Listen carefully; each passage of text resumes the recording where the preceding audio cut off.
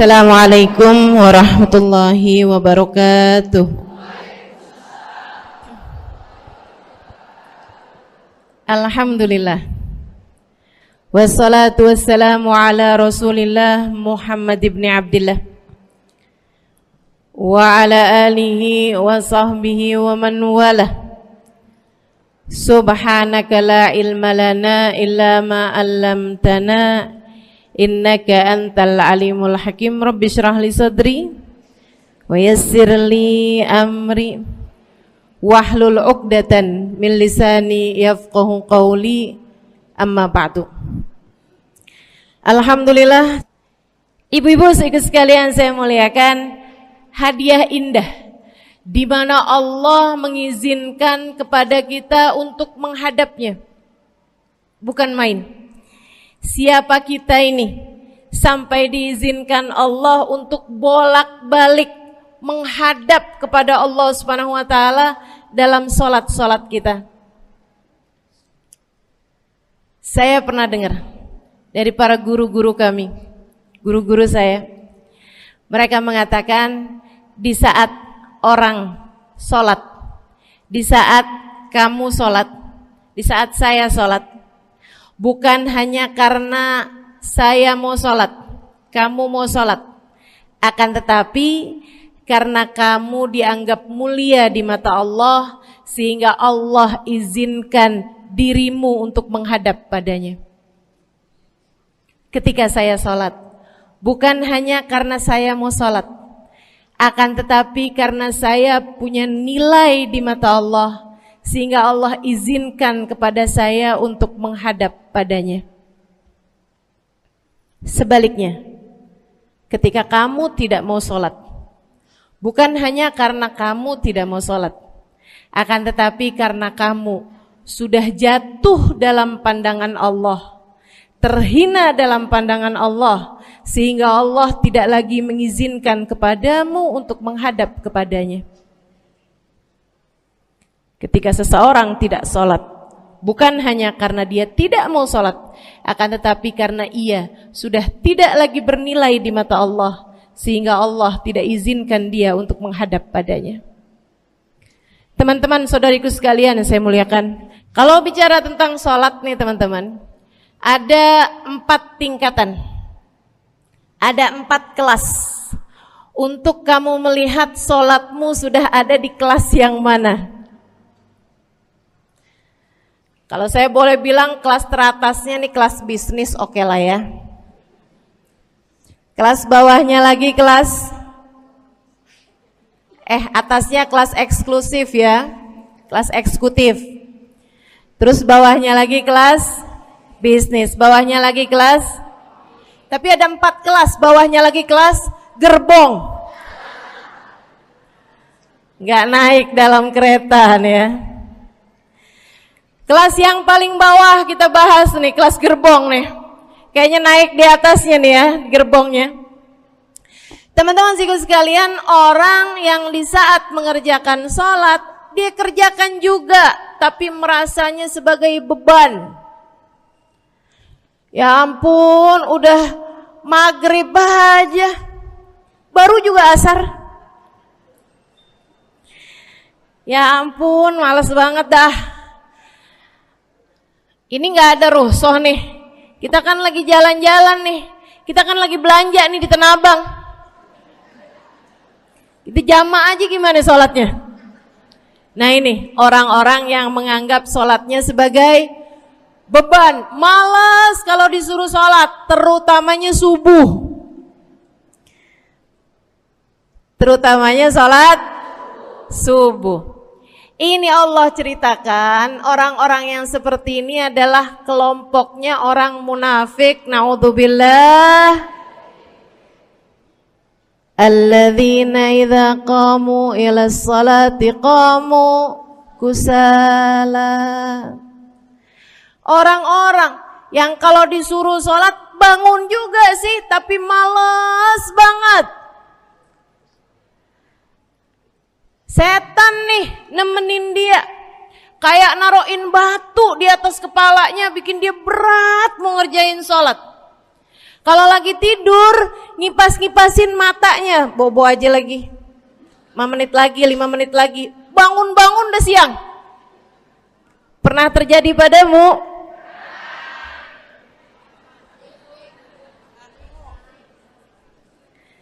Jemur kunut. Bu, yang dijemur tuh jemuran aja, cucian aja. Jangan sampai jemur kunut. Kunutnya dijemur ya.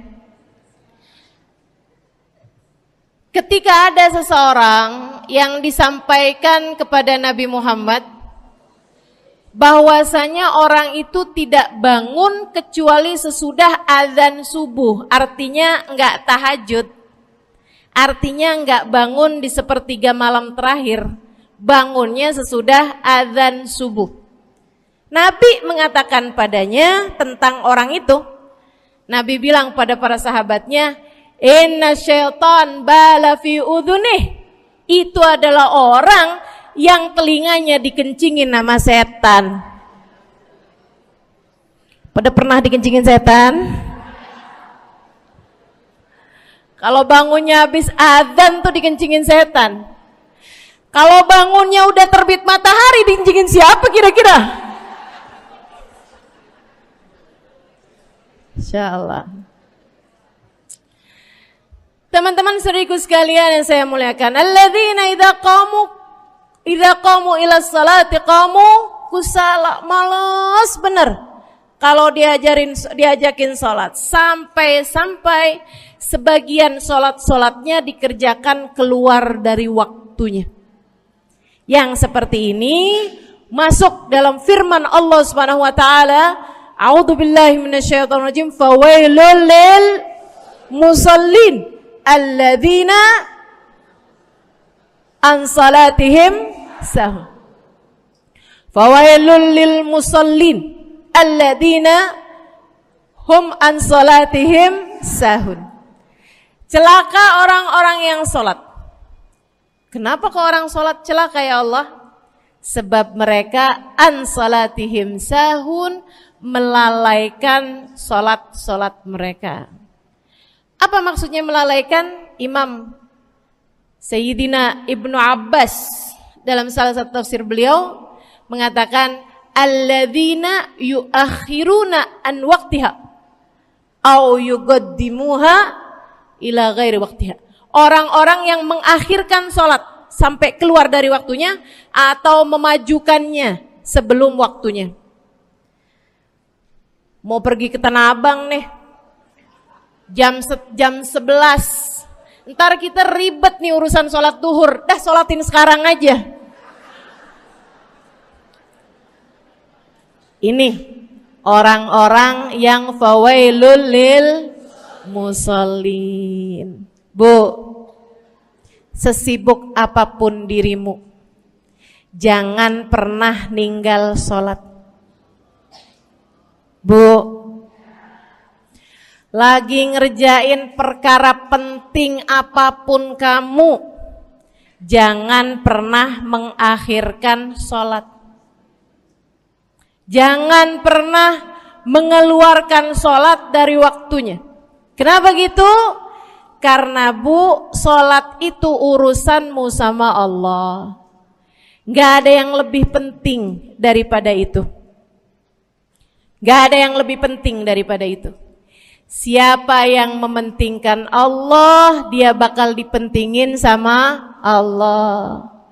Siapa yang meremehkan salatnya, berarti dia telah meremehkan Allah. Siapa yang meremehkan Allah, dia akan diremehkan oleh Allah. Na'udzubillah min dzalik.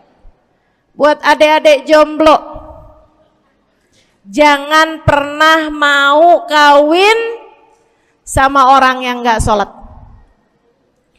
Biarpun kamu udah nunggu cukup lama, kalau ada yang lamar kamu dan dia gak sholat, jangan mau bu. Dek,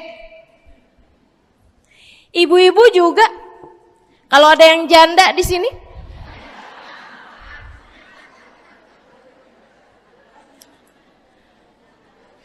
terus ada yang lamar kamu, Walaupun di garasinya ada kijang,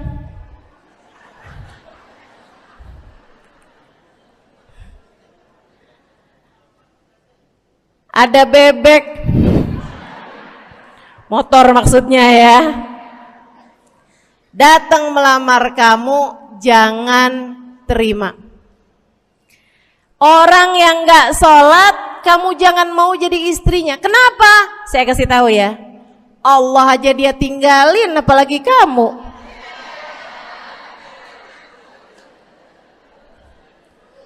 Allah aja dia tinggalin. Siapa yang tidak berguna baginya peringatan Allah, maka tidak akan berguna baginya peringatan dari siapapun.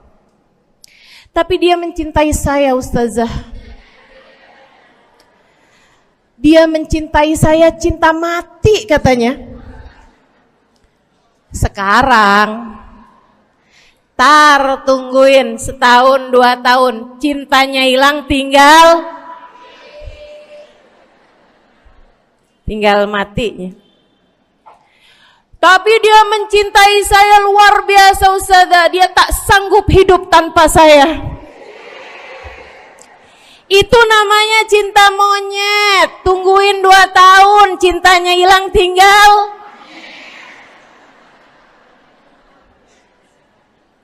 Jangan temenan sama orang gak sholat. Dia telah jatuh di mata Allah. Maka kita pun belajar buat jadi orang-orang yang terus mendaki, terus meraih rahmatnya Allah, terus belajar buat jadi salah satu orang yang dipandang dengan rahmat oleh Allah Subhanahu wa taala.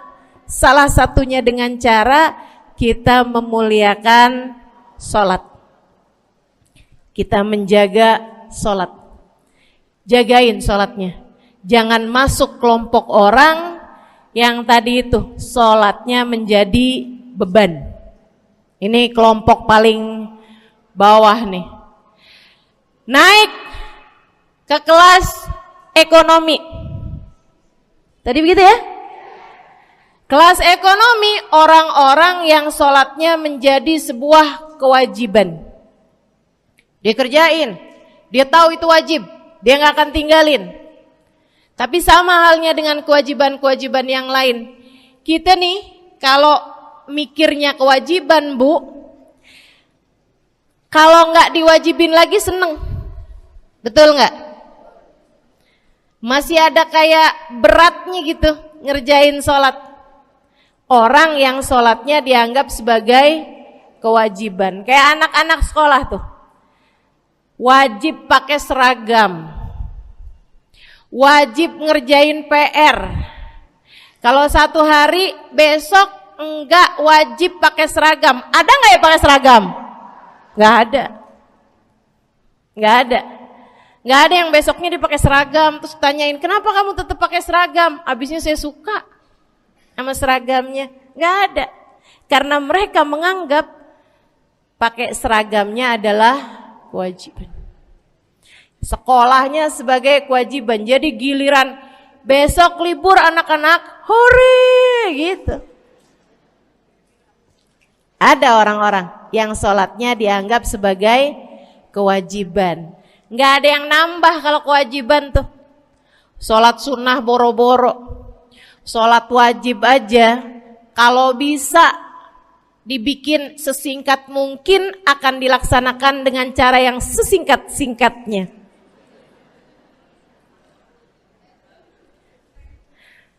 Habis ruku i'tidal sujud cepet bener ya.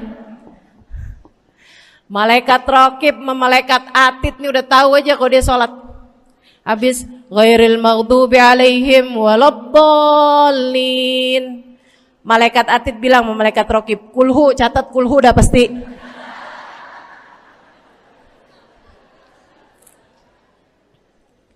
Kulhu aja gak kelar-kelar.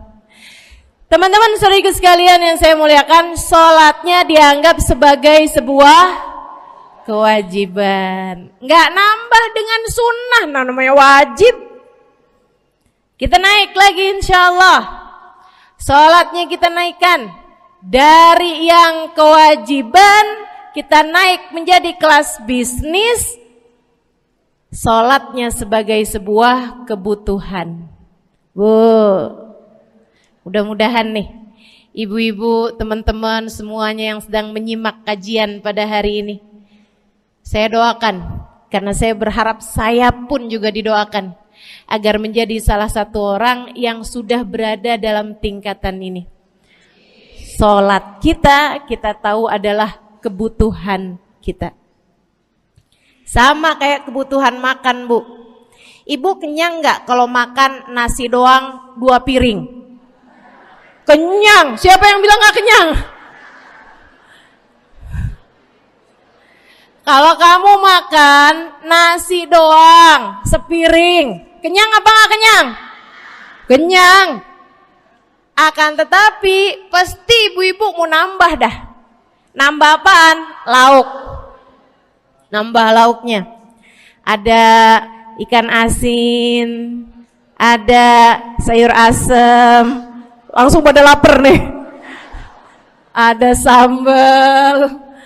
Masya Allah, ada tempe goreng. Udah Bu ya, tetangga lewat kagak nyadar. Masya Allah. Teman-teman sekalian, kita nambah, bahkan udah kenyang pun kita masih cari lagi tambahan. Makanan apa nih yang bisa kita makan? Karena kita tahu makan adalah sebuah kebutuhan kita. Kita perlu sama makan. Kita butuh sama makan. Maka demikian pula dengan orang-orang yang sholatnya sudah dia tahu adalah sebagai sebuah kebutuhan. Cukup sih duhur 4 rakaat, dia nambah. Ada qobliyahnya, ada ba'diyahnya. Jam-jam 9 pagi nggak ada sholat wajib sih, tapi pengen ngemil, ya Bu ya, dengan cara kerjain sholat duha. Malam-malam abisnya isya, ampun mau tidur, ingat katanya Nabi, pesannya kepada Sayyidina Abu Hurairah, wasani habibi, kata Abu Hurairah, an utir qabla an anam. Kekasih saya Nabi besar Muhammad, kata Abu Hurairah, kasih pesan pada saya untuk jangan tidur sebelum sholat witir. Jadi habis kelar sholat isya langsung sambung sama witirnya. Dia tahu sholatnya adalah sebagai sebuah kebutuhan. Kebutuhan. Saya butuh untuk sholat karena saya butuh kepada Allah. Saya perlu sholat karena saya perlu kepada Allah. Saya perlu sholat karena saya tahu urusan saya sebesar apapun saya rasakan adalah kecil dalam pandangan Allah. Saya perlu sholat karena permasalahan dalam hidup saya yang saya rasakan sebesar gunung di atas pundak saya, di atas punggung saya, di hadapan Allah tak sampai seperti setitik debu yang mudah saja untuk dia angkatkan dari kehidupan saya. Maka kita pun menjadikan sholat sebagai sebuah kebutuhan. Lagi sakit, jangan ninggal sholat. Kenapa? Kamu menghadap kepada yang punya kesehatan. Lagi banyak utang, jangan ninggal sholat. Sama, jangan utang lagi. Karena kamu menghadap kepada pemilik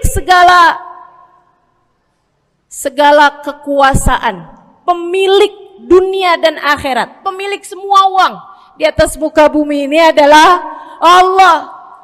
Makanya Habib Ali Habsyi, penulis kitab Maulid Simtud Durar, yang tadi ibu-ibu baca maulidnya, beliau pernah bilang, Ada dalam salah satu diwan beliau. Diwan tuh syair-syair beliau itu ya.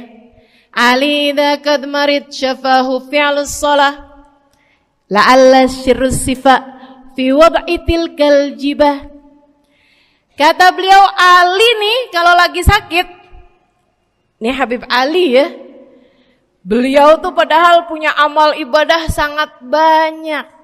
Tapi Habib Ali bilang, Ali idza qad marid syafahu fi'lus shalah. Ali nih kalau lagi sakit, sembuhnya sama sholat. Sembuhnya sama sholat. La'alla sirru sifa. Rasa-rasanya memang Allah letakkan rahasia kesembuhan ada pada fi wad'i tilkal jibah, terletakkannya jabhah kita, dahi kita di tempat sujud. Di sana semua permasalahan-permasalahan dalam hidupmu menjadi ringan. Saat kamu meletakkan dahimu di tempat sujud, kamu berbisik lirih kepada Allah, akan tetapi suaramu didengar sama yang punya arsy. Akan tetapi suara bisikanmu didengar segenap malaikat-malaikat yang ada di atas langit. Kemudian mereka mendoakanmu sehingga Allah mengatakan wasjud waqtarib, sujudlah kamu. Posisi sujudmu itu waqtarib akan membuatmu menjadi dekat dengan Allah Subhanahu wa taala. Sujudlah dan mendekatlah kepadaku, kata Allah. Agrab ma yakunul 'abd min rabbih fa huwa sajid, kata Nabi Muhammad. Fa aktsiru fihi du'a faqamin an yustajabulah. Tempat terdekat seorang hamba dengan Tuhannya adalah saat dia sedang sujud. Maka perbanyaklah doa dalam sujudmu, kata Nabi Muhammad. Doamu sangat mungkin diijabah oleh Allah. Apalagi kalau doanya kamu haturkan di sepertiga malam yang terakhir. Saat-saat di mana kebanyakan manusia di sekelilingmu yang lalai berada dalam tidurnya, berada dalam alam mimpinya. Para ulama tuh sampai bilang, Bu, dari kehususannya sepertiga malam yang terakhir, orang yang ngerjain maksiat aja sepertiga malam yang terakhir tuh tidur. Ibu gak pernah tahu orang-orang pulang diskotik jam berapa? Gak tahu ya, sama. Tapi Bu, yang pasti mereka tuh sepertiga malam yang terakhir malah pada pulang, malah pada tidur gitu. Orang maksiat aja itu sama Allah dibuat tidur tuh di jam-jam yang biasanya turun rahmatnya Allah. Allah mau milih nih mana nih hamba-hambaku, pilihan-pilihanku akan aku bangunkan untuk menghadapku. Kemudian Allah Subhanahu wa taala bertanya, hal min mustaghfirin, hal min taib, hal min talibi hajatin faunilahul matalib. Siapa nih di antara kalian yang lagi mohon doa, minta pertolongan, mohon ampunan, akan aku beri, kata Allah Subhanahu wa taala, sebab kalian meminta pada waktu yang paling aku suka. Kalau punya hajat minta. Kapan mintanya? Dalam sujud. Kapan sujudnya? Dalam sholatmu di sepertiga malam yang terakhir. Bu, ngelihat muka-mukanya pada punya hajat banyak-banyak nih. Gimana tahajudnya?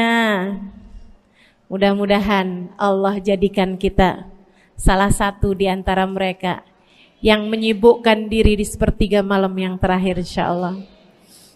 Sampai-sampai Bu ya, saya tinggal lama di kota Hadramut dulu. Orang-orang di Hadramut, orang awamnya, itu kalau mereka punya anak kecil umur 1 tahun, 2 tahun, 3 tahun tuh, punya anak bayi, balita gitu. Kalau mereka bangun di sepertiga malam yang terakhir, mereka akan membangunkan anak-anaknya walaupun buat main. Alasannya 2. Yang pertama, agar mereka terbiasa bangun di jam-jam segitu. Nantinya kalau besarnya mereka jadi udah kebiasaan bangun di jam segitu, gampang ngerjain tahajud.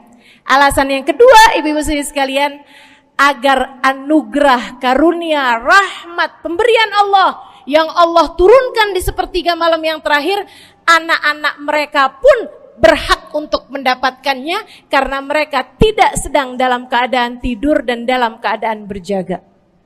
Kan kebalik sama orang kita. Anak-anak kita, cucu-cucu kita kalau bangun jam segitu kita tidurin lagi, masih malam nak, masih malam. Mama masih ngantuk nak. Masya Allah.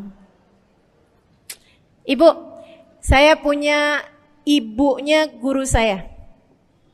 Saya punya guru salah satunya dan yang tercinta di hati saya, Sayyidil Habib Umar bin Hafid. Guru saya. Beliau punya ibu namanya Hubabah Zahra. Almarhumah, baru meninggal masa-masa deket pandemi. Ya Bu ya, baru aja beberapa tahun silam meninggalnya. Itu ibu-ibu sekalian punya anak kalau nggak salah 12. Kalau nggak salah 12 anak beliau. Laki-laki 5. Kalau saya nggak salah ya, mohon maaf kalau saya salah. Kemudian yang perempuan 7. Semuanya soleh-solehah. Semuanya Bu, jadi orang-orang yang luar biasa, yang terutamanya anak yang pertama yaitu Habib Ali Masyhur jadi mufti pada zamannya di Kota Tarim. Sampai wafatnya beliau masih sebagai mufti. Mufti itu Bu, permasalahannya umat semuanya ada di meja beliau untuk beliau selesaikan. Anak yang laki-laki yang paling kecil, Al Habib Umar bin Hafid, menjadi kita tahu semuanya ya, orang soleh, ulama, waliullah. Ibu-ibu sekalian, kita mau tahu nih, anak-anak soleh-solehah semacam itu ibunya kayak gimana gitu. Karena Bu, mohon maaf, walaupun memang Nabi Nuh, nabinya udah soleh, anaknya nggak soleh, kan begitu ya? Ada juga sih, tapi secara mayoritasnya Bu, buah jatuhnya tak jauh dari emaknya begitu, anaknya kurang lebih begitu. Anaknya begitu, emaknya biar kita nggak lihat, kita udah bisa ngebayangin kayak apa orangnya. Ibu-ibu sekalian, nih anak-anaknya Hubabah Zahra, Masya Allah semuanya. Kita mau tahu ibunya kayak gimana. Satu cerita aja tentang Hubabah Zahra.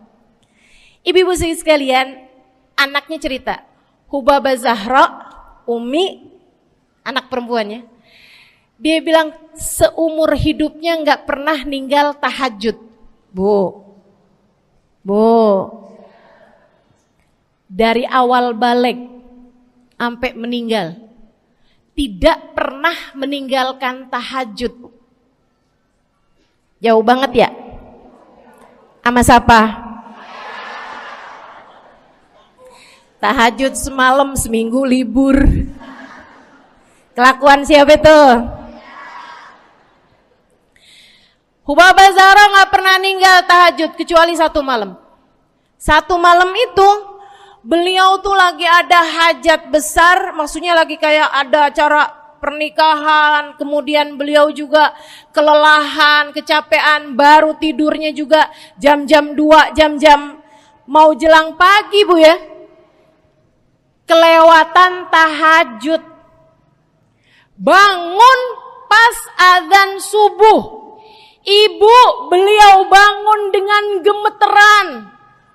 Beliau bangun dengan menggigil padahal enggak musim dingin. Beliau bangun, azan, innalillahi wa inna ilaihi rajiun. Azan, astagfirullah, ya Allah, astagfirullah, azan, ya Allah, ampuni Zahra ya Allah, ampuni Zahra ya Allah. Anaknya cerita, hari itu aku tidak pernah melihat ibuku berlelehan air mata sepanjang hari lebih daripada hari tersebut.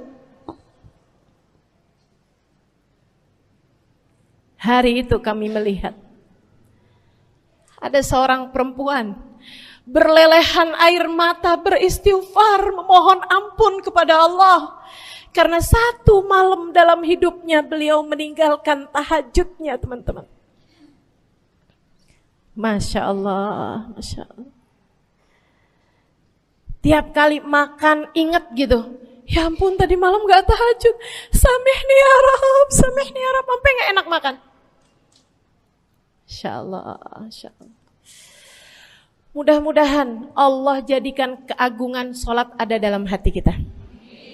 Sholat kita jadi kebutuhan. Insya naik tingkat eksekutif, teman-teman. Tadi saya ulangin lagi dah, karena ibu-ibu kan suka rada lupaan. Kelas yang paling bawah, kelas apa tadi? Gerbong. Menjadikan sholatnya sebagai beban. Kelas berikutnya menjadikan sholat sebagai kewajiban. Naik lagi menjadikan sholat sebagai kebutuhan. Tingkat terakhirnya ada hamba-hamba tercinta di sisi Allah yang menjadikan sholat mereka sebagai sebuah hiburan dalam hidupnya, hobi dalam hidupnya. Diawali, dicontohkan oleh baginda kita Nabi besar Muhammad yang mengatakan dalam hadis sahihnya, wa ju'ilat qurratu aini fis shalah, wa ju'ilat qurratu aini fis shalah. Dijadikan, kata Nabi Muhammad, Allah telah menjadikan, dijadikan li untukku qurrat aini, kesenanganku dalam kehidupan, kebahagiaanku ada pada, hobiku ada pada as-shalah, salat. Nabi itu orang yang kesenangan beliau, hobi beliau adalah salat. Kana idza faza'ahu amrun aladha ila shalah.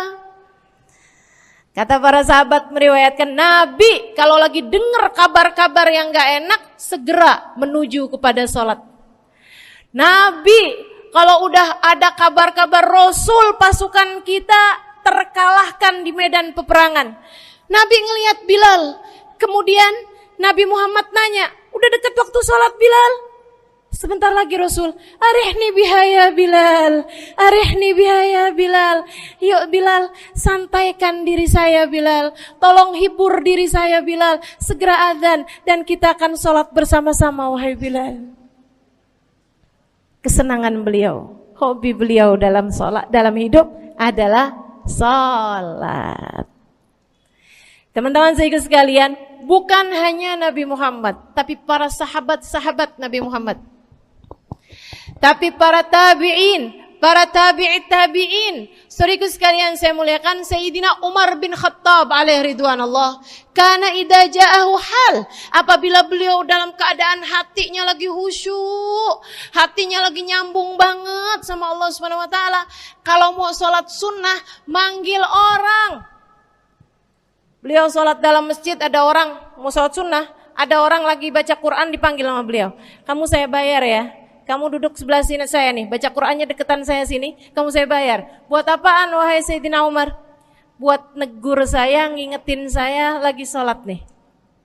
Oh gak usah dibayar Tuan. Yaudah kalau gitu kamu duduknya sebelah sini ya. Tugas saya apa Tuan? Kalau kamu lihat saya sholat berdirinya kelamaan, ingetin saya buat ruku. Kalau kamu lihat ruku saya kelamaan gak bangun-bangun, ingetin saya buat bangun. Kalau kamu lihat sujud saya kelamaan, ingetin saya buat duduk. Karena saya sekarang ini kalau lagi berdiri baca Al-Quran, lupa buat ruku. Dari nikmatnya bacaan Quran beliau. Baik Tuhan. Sholat, baca Fatihah, habis itu baca Quran, surat Al-Quran. Dapat selesai satu, kok masih enak. Baca lagi, masih enak lagi, baca lagi. Yang sebelah beneran nih gak ruku-ruku. Beliau berdiri kemudian bilang, Tuan ruku. Gak kedengeran. Beliau berdiri deketin telinganya, Tuan ruku. Belum kedengeran juga. Ruku. Allahu Akbar. Sayyidina Umar bin Khattab. Tabi'in, Sayyidina Ali Zainal Abidin. Pernah lagi sholat, rumahnya kebakaran, teman-teman. Sholat sunnah di waktu malam, rumahnya kebakaran. Orang-orang pada teriak-teriak, Tuan Harik, nar, ya ibn binti Rasulillah, wahai anak dari cucunya Nabi Muhammad. Tuan, ada api di sekitarmu. Tuan, kebakaran. Tuan, kebakaran. Allahu Akbar. Sami Allahu liman hamidah. Enggak lihat apa-apa. Habis selesai sholat baru lihat, kebakaran nih rupanya. Orang-orang pada bilang, kami sudah mengingatkanmu Tuan. Apa jawab beliau? Al-hadni an-narul kubro. Di depan saya ada api yang jauh lebih besar, api neraka. Saya nggak lihat api sekecil ini. Masya Allah. Saudaraku sekalian yang saya muliakan, para ulama Allah Subhanahu Wa Taala. Terakhir saya mau ceritakan Sayyidil Habib Abu Bakar As-Sakran, penulis Wirid Sakran. Kalau teman-teman pernah tahu, beliau saudaraku sekalian saya muliakan dapat julukan As-Sakran, orang yang mabuk. Karena mabuk kepada Allah Subhanahu Wa Taala. Beliau pernah satu waktu kena penyakit di punggungnya. Beliau kemudian tanya sama dokter, kata dokter, wah ini nih penyakit mesti diangkat, mesti dioperasi. Ya udahlah, operasiin saya. Disuguhin 1 gelas khamr di waktu yang telah ditetapkan untuk jadi waktu operasi. Apa ini? Khamr, minuman keras. Zaman itu belum ada obat bius. Dia bilang, ini buat apa? Khamr ini Tuan, minuman keras ya, agar engkau enggak sadar. Jadi enak gitu kita ngoperasinya. Dia bilang, saya mau dengan kesehatan saya kepengen ngerjain taat kepada Allah, saya enggak mau. Saya dapetin kesehatan saya dengan cara mengerjakan yang diharamkan Allah, yaitu minuman keras. Saya enggak perlu ini. Waduh, kalau gitu enggak bisa dioperasi Tuan. Kenapa soalnya? Ya nanti kan kesakitan, nanti susah operasinya gitu. Oh gampang. Kalau kalian pengen bikin saya enggak sadar, enggak perlu minuman keras.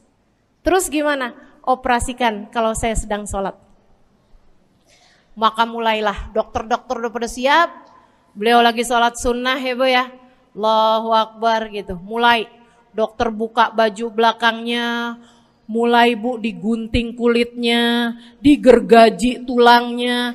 Beliau Bu mukanya meringis saja enggak.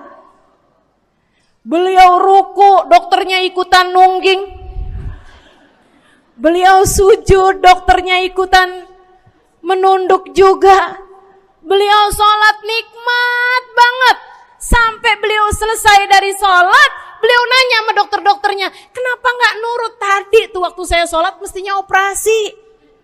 Kata dokter, udah selesai Bib dari tadi. Masya Allah. Radiyallahu ta'ala anhum wardahum. Ini bukan kelas-kelas kita, saya cuma ceritain aja sama ibu-ibu. Bukan berarti ibu-ibu nanti pas waktu sakit bilang sama dokter-dokter gak usah dibius. Beda hati Bu, beda hati. Ya Bu ya, beda iman, beda semuanya kita sama mereka. Yang pasti, makanya saya kan yang ini gak doa nih. Pas yang kebutuhan tuh baru saya doa. Kenapa? Karena kayaknya tingkatan kita dah Bu ya. Mentok dah di sampai kebutuhan itu dah. Insya Allah, mudah-mudahan Allah jadikan kita orang yang menjaga salat insya Allah. Di ayat-ayat sebelumnya Allah Subhanahu Wa Taala sedang menceritakan kenikmatan-kenikmatan yang Allah Subhanahu Wa Taala berikan kepada segenap umat manusia. Mengingatkan, kata Allah, la ya'lamu man khalaq wa huwal latiful khabir. Bukankah kamu tahu? Kamu kan lihat siapa yang menciptakan manusia ini, yang menciptakan kalian semua. Dia adalah Allah, zat yang maha latif, maha lembut, al-khabir, zat yang maha mengetahui. Walladzi ja'ala lakumul arda dalulan famshu fi manakibiha wa kulu min rizqihi wa ilaihin nusyur. Dialah yang menciptakan bumi ini dalul. Bumi ini jinak, enggak keras sehingga sakit untuk dijalanin, enggak juga terlalu lembek sehingga susah buat dijalanin. Dalulan, bumi ini, tanah ini dijadikan oleh Allah Subhanahu Wa Taala jinak, enak buat dijalanin. Jadi kata Allah, famshu fi manakibiha. Kalau gitu jalan-jalan ke sana. Disuruh jalan-jalan nih. Lah amin. Kayak lagi mau diajakin. Wa kulu mir rizkih, dan makanlah kalian dari rezeki yang keluar dari bumi. Wa ilaihin nusyur, kamu harus tahu bahwasanya hanya kepada Allah lah kalian kembali. Amintum man fis samai yakhsifa bikumul arda fa idza hiya tamur. Emangnya kalian ngerasa aman, berani-berani banget kamu mengerjakan kemaksiatan? Kalian merasa aman kata Allah agar dari Allah Subhanahu wa taala dan segala kerajaannya di langit, yakhsif bikumul ard, untuk Allah ngebalikin bumi kepada kalian, fa idza hiya tamur, untuk Allah Subhanahu wa taala ubah kalian di bumi ini, fa idza hiya tamur, ketika buminya bergerak kepada kalian, ketika buminya dibalik kepada kalian, kalian merasa aman. Amin dong fis samai yursila alaikum hasiba. Maksudnya kita nih hidup di atas muka bumi. Allah kalau mau bikin kita, entah itu buminya dibalik kemudian kita celaka, atau yang di langit nurunin hujan api, hasiba, nurunin hujan batu. Fasata'lamuna kaifa nadir. Kalian akan tahu bagaimana peringatan dari Allah Subhanahu wa taala, bagaimana dahsyatnya kekuatan Allah Subhanahu wa taala. Allah bisa banget mau dibalik buminya, atau Allah Subhanahu wa taala turunkan hujan batu dari langit, bisa banget. Dan kita udah lihat sendiri bagaimana tsunami, bagaimana banjir, bagaimana badai, bagaimana hujan es, bagaimana segala macam nih yang udah pernah turun. Terakhir kita lihat kebakaran satu kota, teman-teman sekalian. Negara yang katanya paling berkuasa, dikasih sama Allah Subhanahu wa taala kebakaran, sampai nyampe ke kota kagak bisa mademin. Berminggu, bukan berjam doang, berminggu-minggu kebakarannya gak bisa dipadem-pademin. Allah kalau mau ngasih, siapa yang bisa nyegah? Allah kalau lagi mau nurunin sesuatu, yang lain bisa apa? Makanya jangan berani-berani sama Allah Subhanahu wa taala. Amintum man fis samai ay yakhsifa bikumul ard fa idza hiya tamur. Apa kamu merasa aman bahwa yang di bumi, ketika kalian di bumi nih, buminya dibalik, kamu ngerasa aman apa? Kamu ngerasa aman kata Allah. Allah turunkan dari atas langit hujan batu. Bisa apa kamu kalau kayak begitu? Sata'lamuna kaifa nadhir. Kamu akan tahu betapa sangat dahsyatnya peringatan dari Allah Subhanahu wa taala. Walaqad kadzdzabal ladzina min qablihim fakaifa kana nakir. Walaqad, dan sungguh benar-benar. Nah, ini ada dua huruf taukid. Apa itu huruf taukid? Huruf taukid itu menunjukkan benar-benar gitu, nyata, sungguh-sungguh, dan itu didobelin. Artinya Allah lagi mau ngasih tahu benar-benar terjadi, tidak ada keraguan lagi di dalamnya.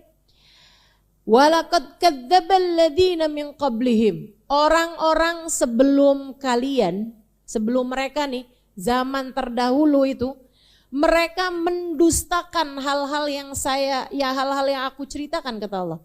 Mereka mendustakan bahwa Allah yang menciptakan segala sesuatu, sehingga akhirnya fakaifa kana nakir, lihat bagaimana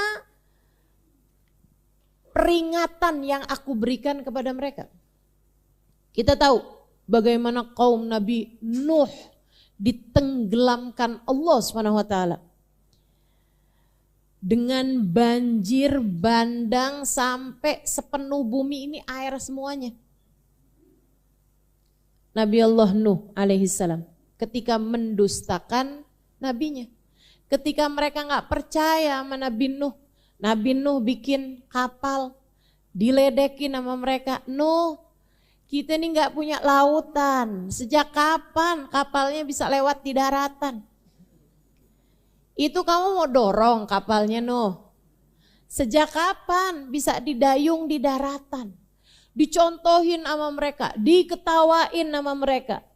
Tiap mereka lewat ngetawain kapalnya Nabi Nuh.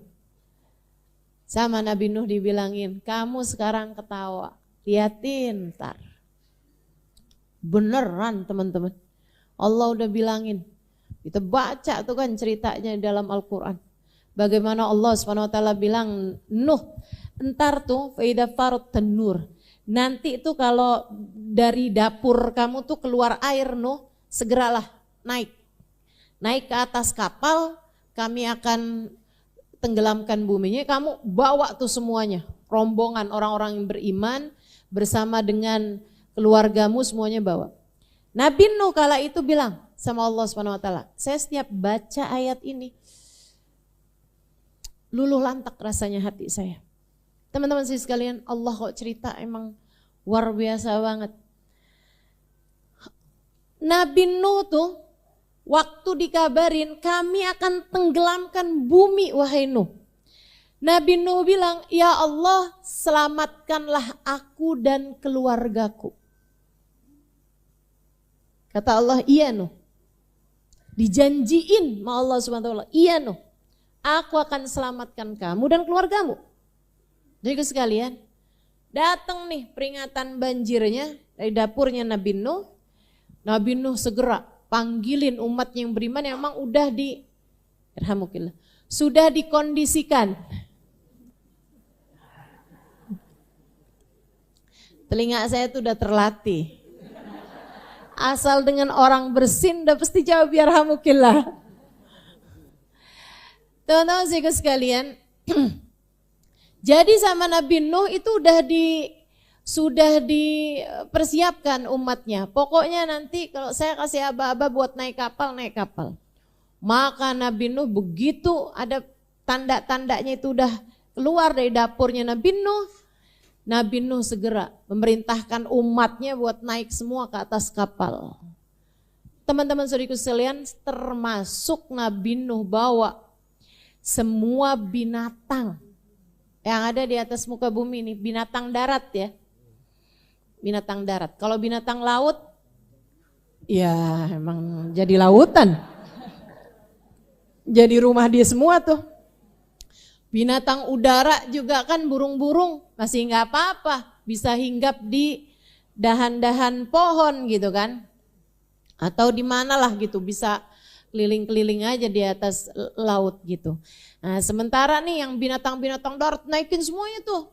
Nah yang sekarang binatang-binatang yang ada itu semuanya anak keturunan dari binatang-binatang yang dulu. Termasuk semutnya, kecoa. Ustazah kenapa gak ditenggelamin aja ya kayak kecoa segala tuh ya. Lah Nabi Nuh mah gak kayak kamu.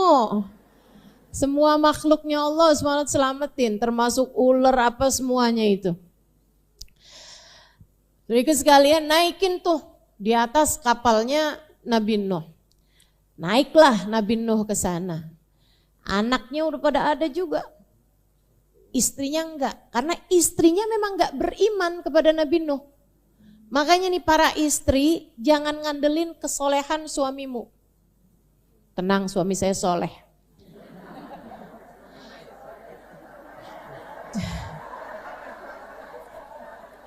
Suami saya soleh, masa sih dia mau masuk surga ngebiarin saya di neraka? Bisa jadi. Kalau kamu gak soleh juga, kalau kamu gak soleha sih ya jangan ngandelin gitu, gak bisa teman-teman. Bahkan selama ini saya yang masakin dia, saya yang ngurusin dia gitu kan. Ya belum tentu, tergantung gitu. Kamunya bagaimana gitu kan. Bahkan istrinya Nabi Nuh loh, kurang apa teman-teman sekalian, kurang apa. Istrinya Nabi, nabinya bukan sembarang nabi, ulul azmi. Salah satu dari nabi yang terbaik, nabi yang paling mulia, dari 5 nabi termulia diantaranya Nabi Nuh. Istrinya tenggelam bersama dengan yang tenggelam. Karena gak beriman, karena memilih jalan lain selain jalannya Nabi Allah Nuh. Oke lah ya, istri gak beriman bukan termasuk bagian dari keluarga. Oke lah, kita udah paham lah itu. Bagaimanapun kan istri suami ada mantannya. Tapi kan anak gak pernah ada mantannya dong. Gak ada kan ceritanya. Kok itu anak liatin kamu mulu, oh mana, yang mana. Tuh dia mantan anak saya tuh. Dulunya dia anak saya, sekarang udah enggak gitu. Enggak ada ceritanya anak mantan.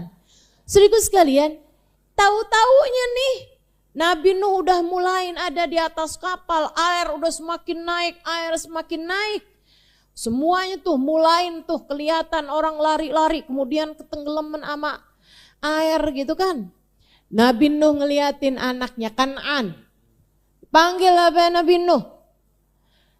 Ya bunayyar kemana? Wahai anakku, naiklah bersama dengan kami.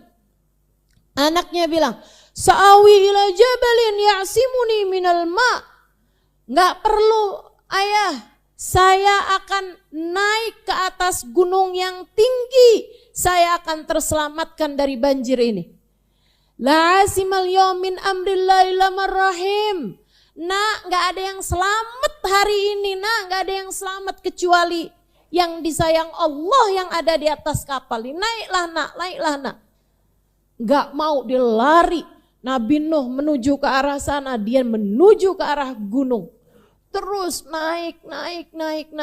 Nabi Nuh liatin, ayo nak sini balik, ayo nak sini balik. Gak mau juga anaknya, sampai tenggelamlah anaknya. Nabi Nuh nangis. Dia bilang, ya Rab, inna bani min ahli, wa inna wa'dakal haq. Nih yang bikin hati saya luluh lantak. Nabi Nuh bilang, ya Allah, bukankah anak saya adalah keluarga saya? Dan bukankah engkau sudah berjanji akan menyelamatkan aku dan keluargaku ya Allah? Dan bukankah engkau tak pernah ingkar janji? Seperti yang tadi saya sampaikan, Nabi Nuh udah berdoa sebelumnya. Rabbi najjini wa ahli. Ya Allah, selamatkanlah saya, selamatkan keluarga saya. Dan Allah udah iyain, aku akan selamatkan kamu dan keluargamu wahai Nuh. Tapi ini kok anaknya Kan'an tenggelam. Di depan mata Nabi Nuh ngelihat anaknya tenggelam. Saudaraku sekalian, yang bikin hati saya luluh lantak tiap baca ayat ini, jawaban Allah SWT. Katanya Allah SWT, innahu laysa min ahlik, innahu amalun ghairu salih. Wahai Nuh, dia bukan keluargamu, dia hanyalah perbuatan yang tidak baik. Dia, Allah gak bilang dia hanyalah anak yang berbuat kedurhakaan, enggak. Allah bilang dia hanyalah amal-amal buruk. Dia adalah perbuatan yang tidak baik wahai Nuh. Karenanya aku tidak selamatkan dia. Saudaraku sekalian, betapa terkadang pelaku kemaksiatan sudah tidak lagi disebut sebagai orang di hadapan Allah SWT. Allah kemudian menisbatkan orang tersebut sebagai amalun ghairu salih. Kamu jangan biarkan dirimu membiasakan dosa, jangan menormalisasi dosa. Kamu bisa jadi tetap mengerjakan dosa, tapi kamu harus tahu bahwa itu dosa. Kenapa gitu? Sebab kalau kamu menganggap bahwa itu bukan dosa, mencari pembenaran, Sampai kemudian kamu terbiasa melakukannya. Bisa jadi kamu dianggap di sisi Allah sudah bukan orang lagi, tapi menjadi perbuatan yang kamu lakukan tersebut. Kalau ada orang misalnya, naudzubillah, pacaran, sampai kemudian naudzubillah zina, sampai kemudian berulang kali melakukan zina tersebut. Itu kalau masih yang dia tahu bahwa itu dosa, sambil hatinya tetap menganggap bahwa itu dosa, dan hatinya tetap menganggap bahwa orang yang tidak melakukannya lebih baik, lebih mulia daripada dirinya yang tenggelam dalam dosa. Dia tahu bahwa itu dosa. Dia hanya terkalahkan dengan hawa nafsu. Sehingga dia selalu bilang, ya Allah ampuni saya ya Allah. Saya sebenarnya gak pengen ya Allah, tapi kok tiap kali ketemu sama dia dan terjadi lagi ya Allah. Terus aja gitu kayak gitu. Selagi masih kayak gitu tuh masih gak apa-apa. Yang bahaya itu kalau kemudian daripada kawin tapi bercerai juga, mendingan gak usah kawin, ya biasa aja lah, emang zamannya udah kayak gini kok. Gak apa-apa ya tinggal bersama gitu aja. Aduh gak usah kolot-kolot lah, biasa aja kali. Tuh juga tuh pesepak bola udah punya anak berapa sekarang baru kawin tuh katanya. Lalu menjadiin yang kayak begituan sebagai dalil. Teman-teman saudaraku sekalian yang saya muliakan, jangan sampai membenarkan. Nah itu kalau kamu sudah membenarkan, menganggapnya sebagai bukan lagi dosa, khawatirnya dalam pandangan Allah bukan hanya kamu dianggap bukan hambanya Allah, bahkan Allah bisa menganggapmu bukan lagi manusia, melainkan amalun ghairu shalih. Sudah dinisbatkannya sebagai kamu adalah perbuatan yang tidak baik. Anaknya Nabi Nuh, anaknya Nabi, Bu. Anaknya Nabi. Kamu bisa ngandelin apa sama bapak kamu? Orang tua kamu siapa? Kok kamu sampai ngerasa aman? Siapa? Bapak saya kiai. Cuman kiai, Nabi anaknya Allah tenggelamkan. Apa? Kamu mau ngandelin apa? Mau ngandelin siapa? Bapak saya seorang hafal Quran. Nabi loh ini, anak seorang nabi. Lahir dari, mohon maaf, nutfahnya nabi, teman-teman saudaraku sekalian. Lahir dari nutfahnya seorang nabi. Spermanya seorang nabi. Kayak begitu tuh. Allah tenggelamkan bersama dengan yang tenggelam. Bukan hanya gak diakui sebagai anak seorang nabi, bahkan gak diakui Allah sebagai seorang manusia. Sedih bener. Gak ada yang bisa kamu andalin. Gak bisa kamu ngandalin siapapun. Buat nilai kamu di mata Allah SWT. Mau kamu anaknya siapa, cucunya siapa, muridnya siapa. Guru saya dong orang hebat. Guru kamu, kamunya. Saudaraku sekalian, ini saya lagi ngomongin diri saya sendiri nih. Saya selalu merasa bahwa saya punya guru-guru yang hebat. Betul, guru-guru saya hebat luar biasa. Cuman masalahnya kamu sendiri bagaimana Halimah? Semua bukan tentang siapa bapakmu, siapa kakekmu, siapa suamimu, bahkan siapa anakmu. Kamu punya anak soleh, anakmu. Kalau kamunya nggak dianggap Allah Subhanahu wa taala, Karena perbuatan kamu yang bergelimangan dengan dosa gak akan bawa manfaat apa-apa. Gurumu, siapamu aja, teman-teman saudaraku sekalian. Kalau kamu yang gak mengikuti jalan mereka, gak ada yang bisa buat kamu andalkan sebagai nilaimu di sisi Allah SWT. Nah kalau umat manusia nih, karena kamu anaknya kiai, kamu dimuliakan. Iya. Karena kamu anaknya seorang ulama, kamu dimuliakan sama orang. Betul. Tapi jangan sampai kemuliaannya orang kepadamu membuat kamu lupa siapa diri kamu. Itu pesan Hubabah Bahiyah buat saya. Terus tuh beliau pesenin sama saya. Halimah, gak ada yang tahu siapa diri kita selain Allah dan diri kita sendiri.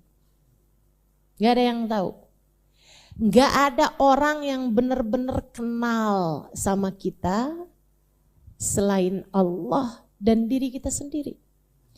Jangan sampai penilaian orang kepadamu Halimah mengaburkanmu, membuatmu kabur, samar melihat dirimu sendiri. Orang hanya lihat saternya Allah SWT, penutupan aib dari Allah SWT. Orang hanya lihat bagus-bagusnya kita aja. Tapi yang lebih daripada itu kita yang tahu. Hati kita jelek-jeleknya kita yang tahu. Betul? Suudon-suudonnya hati kita, buruk sangkanya hati kita, siapa yang tahu? Kita sendiri yang tahu. Kamu jangan kegeeran dibilangin orang, wih solehah banget ya. Kamu yang tahu betapa kalau malam-malam mau bangun tahajud, mata sepet bener mau dibuka.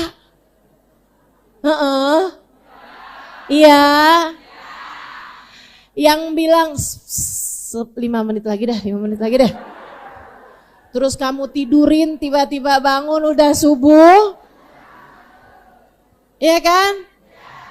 Jangan kegeeran kalau dibilangin orang solehah, kamu yang tahu siapa diri kamu. Kamu yang tahu siapa diri kamu.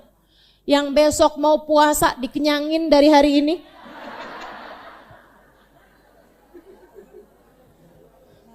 Padahal puasanya cuma sebulan 3 hari. Segitunya udah, besok mau puasa nih, kenyang-kenyang dah hari ini. Kenyang-kenyang dah hari ini. Ya Allah, kita yang tahu siapa diri kita. Betapa kalimat-kalimat yang keluar dari hati kita nih masih kurang bagus. Ngelihat begini suudon, ngelihat begitu suudon, ngelihat situ. Ngelihat ahli maksiat kita sombong.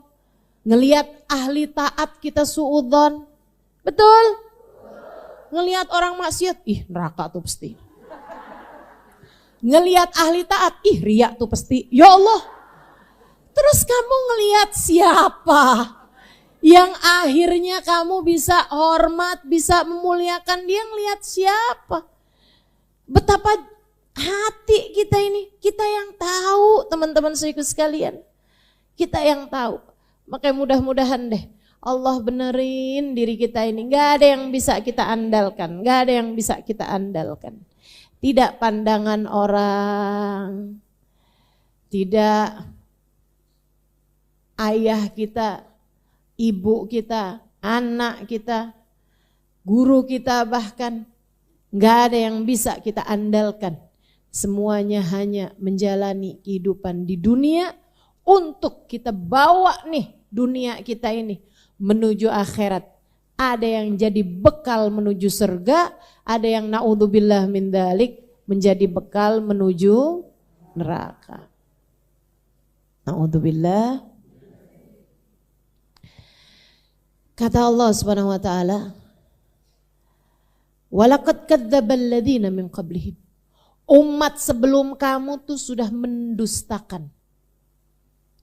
Umatnya Nabi Nuh, umatnya Nabi Saleh, umatnya Nabi Lut, umatnya Nabi, semua nabi-nabi tuh.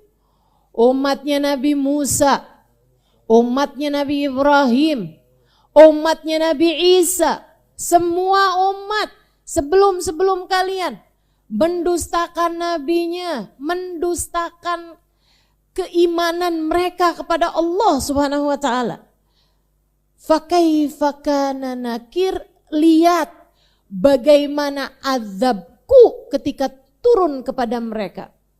Lihat bagaimana peringatan yang aku berikan kepada mereka, kata Allah Subhanahu wa taala. Ada yang selamat? Enggak. Enggak ada yang dibiarkan selamat.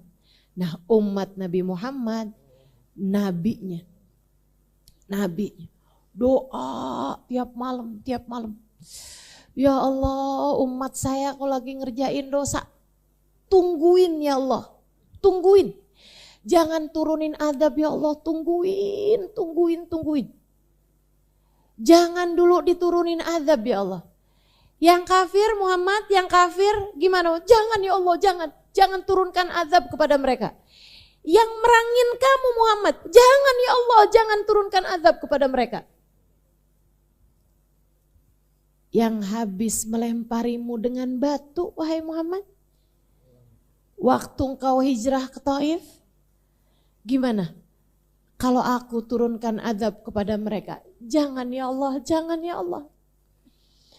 Siapa tahu dari sulbi mereka lahir orang-orang yang beriman kepadamu.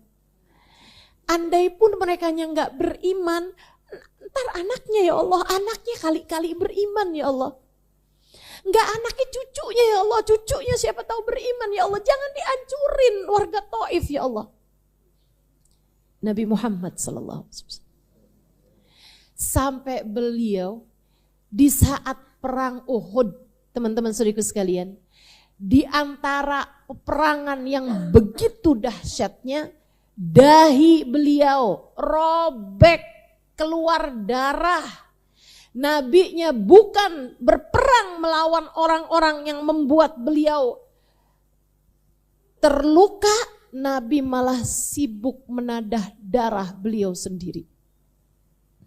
Habis selesai perang ada yang nanya, Rasul, kok malah kau sibuk menadah darahmu di saat perang sedang berkecamuk begitu dahsyatnya? Kata Nabi Muhammad, saya takut apabila darah saya menetes ke bumi, Allah murka. Sehingga Allah menurunkan azab kepada orang kafir. Saudaraku sekalian, ini perbedaan gede banget nih antara kita sama Nabi Muhammad. Kita kalau ada orang melukai kita,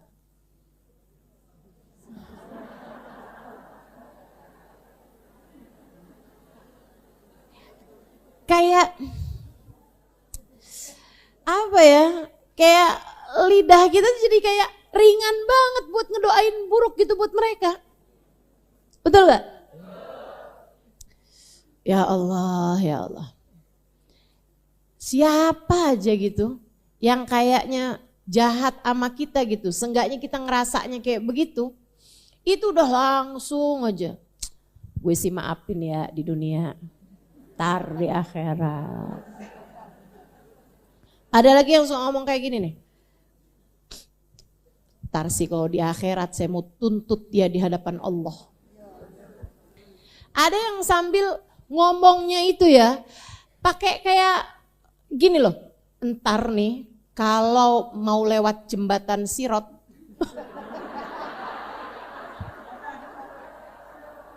saya akan tuntut dia di hadapan Allah. Tunggu dulu nih, kamu panitia akhirat bagaimana nih? Kok kayak segala sampai bisa mastiin sebelum lewat jembatan Sirat?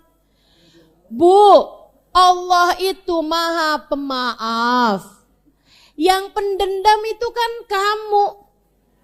Lah kok kenapa kamu libat-libatkan Allah dalam urusan dendammu? Terus ya kamu yakin, saya yakin adanya karma. Dia yang telah menyakiti saya satu waktu nanti. dia akan dibalas di dunia sebelum akhirat. Oke, kalau kamu yakin adanya karma, bisa jadi yang sekarang ini adalah merupakan karma kamu. Kamu dulunya pernah berbuat jahat sama orang, sekarang kamu dijahatin sama orang. Kan bisa begitu. Kenapa sama orang kamu sebutnya bakalan dapat karma, sama kamu kagak? Ini cara mikir kita nih. Nabi Muhammad bahkan sama orang kafir, Nabi Muhammad gak mau kalau orang kafir tersebut diturunin azab. Masa kamu sama-sama orang Islamnya kok malah berharap mereka diturunin azab sama Allah? Hanya karena dia bikin hajatan kamu gak diundang?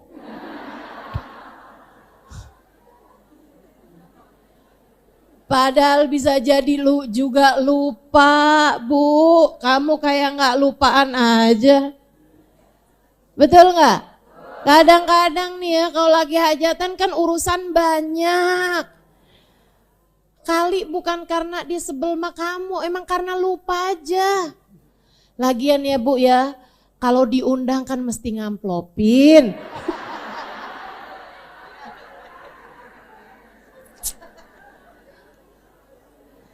Nggak diundang bagus dah.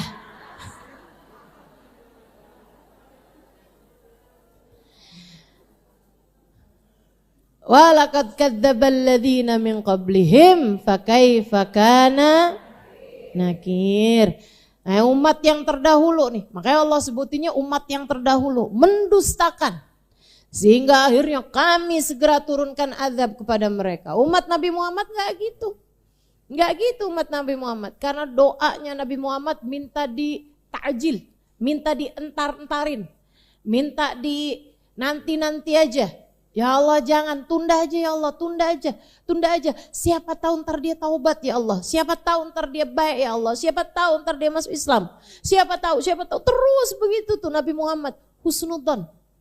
Karena rahmat yang ada di dalam hati beliau, semoga kita ketularan sama rahmatnya Nabi Muhammad sallallahu alaihi wasallam insyaallah. Amin ya rabbal alamin. Kan pantas-pantasnya kan, kelebihannya Nabi itu kan ditularkannya sama umatnya. Saya mah kalau doa gitu, ya Allah tularin apa ya Allah. Lagian kalau nggak ditularinnya kita umatnya, siapa lagi ya Allah.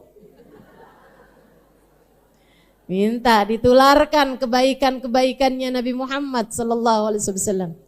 Sebab kita umatnya, tentu umatnya yang paling pas buat diturunin kebaikan-kebaikannya Nabi besar Muhammad sallallahu alaihi wasallam. Awalam yarau ila at-tayr fawqahum safati wa yaqbidna ma yumsukuna illa rahman innahu bikulli syai'in basir. Awalam yarau ila at-tayr, apakah mereka yang enggak beriman ini enggak lihat apa? Ke burung yang lagi terbang, fauqahum di atas mereka, safatin mengembangkan sayap mereka, wayaqbidun dan ini mengembang, ini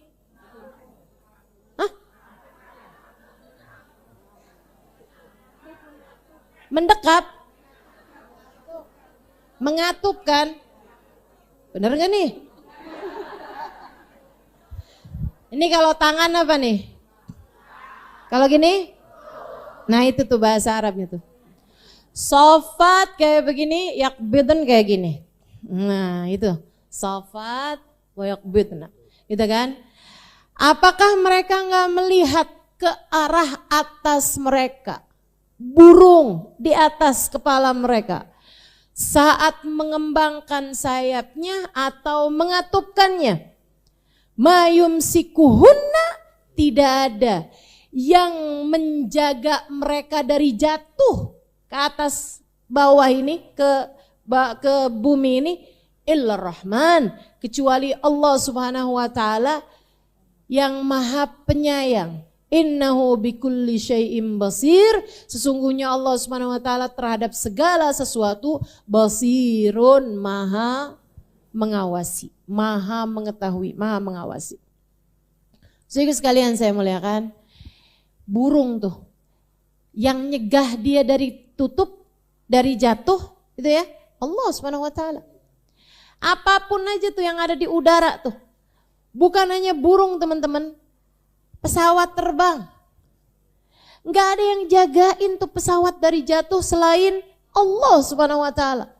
Makanya jangan berani-berani naik pesawat di saat kamu lagi bermaksiat pada Allah Subhanahu wa taala. Jangan berani-berani maksiat pada Allah naik pesawat, jangan dah, takut bensinnya habis.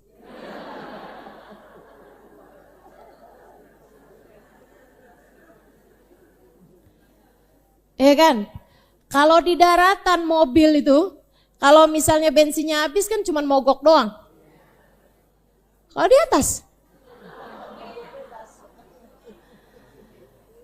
ya Allah teman-teman, kalau kamu rajin baca berita, kabar tentang pesawat jatuh tuh kenapa? Sebabnya tuh bisa macam-macam. Pernah sebabnya cuman karena baling-balingnya kemasukan burung. Pernah dengar gak? Pernah bandara tutup berhari-hari gara-gara asap Gunung Raung. Pernah dengar beritanya? Saya ceritain.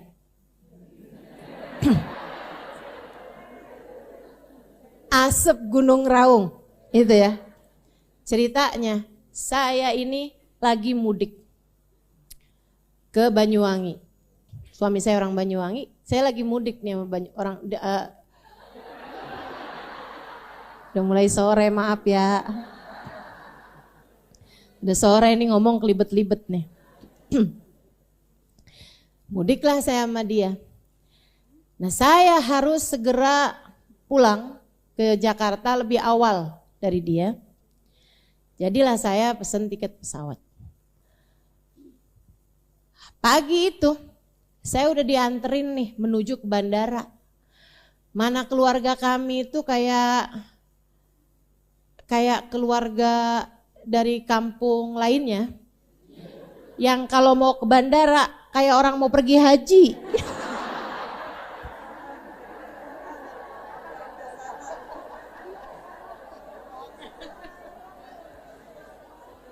Kayak orang mau besanan. Dianterin lah ke bandara, di tengah jalan dapat kabar bandaranya tutup. Gara-gara asap Gunung Raung. Gunung Raung betul itu ya namanya ya. Udah akhirnya kita pun balik tuh. Dari menuju bandara nggak jadi balik lagi. Tapi saya harus segera pulang hari itu. Akhirnya suami saya bilang, oke, kamu saya naikin pesawat dari Denpasar. Baiklah kalau gitu. Cari-cari tiket, ada tuh. Berangkatlah saya naik kapal laut. Nah, suami nih. Di atas kapal tuh kita liatin kan, mesti keluar dari mobil tuh kan. Di atas laut tuh. Saya bilang sama suami saya, asap Gunung Raung itu kayak apa sih? Akhirnya suami saya bilang kayak gini, kayak itu tuh Halimah. Jangan-jangan itu. Terbang teman-teman asapnya. Saat itulah saya dapat kabar nih. Kalau ternyata Bandara Denpasar tutup. Allahu Akbar.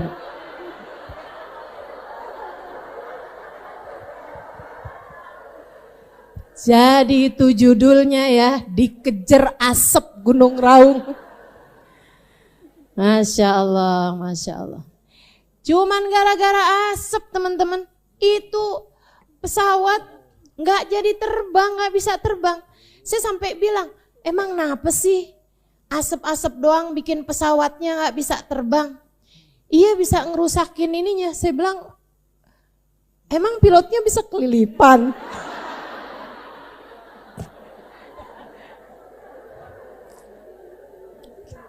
Ya Allah, ya Allah. Cara Allah SWT segala macam tuh.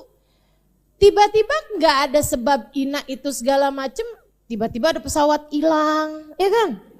Nyarinya sampai berhari-hari nggak ketemu-ketemu gitu. Oh, luar biasa sekali ya. Jadi itu alam yarau ila thair fawqahum safati wa yakbidna. Apakah kamu tidak lihat bagaimana burung yang mengembangkan sayapnya kemudian mengatupkannya? Mayum sikuhunna illa rahman. Gak ada yang megangin mereka selain Allah Subhanahu wa taala yang Maha Rahman. Innahu bikulli syai'in basir. Sungguhnya Allah terhadap segala sesuatu basir, Maha mengetahui. Ada di sini yang takut terbang? Ada? Enggak ya? Bukan masalah takut sih Ustazah. Cuman ngapain aja. Nggak pergi kemana-mana kita. Teman-teman sekalian, saya kalau terbang tuh saya nggak takut.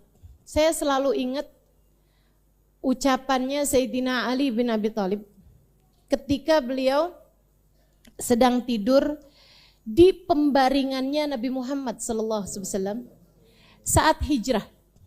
Nabi waktu berangkat hijrah Mekah ke Madinah memerintahkan Sayyidina Ali buat tidur di atas tempat tidurnya Nabi Muhammad, berselimut dengan selimutnya Nabi Muhammad, tutup sampai ke muka. Itu tuh pesan Nabi Muhammad pada Sayyidina Ali.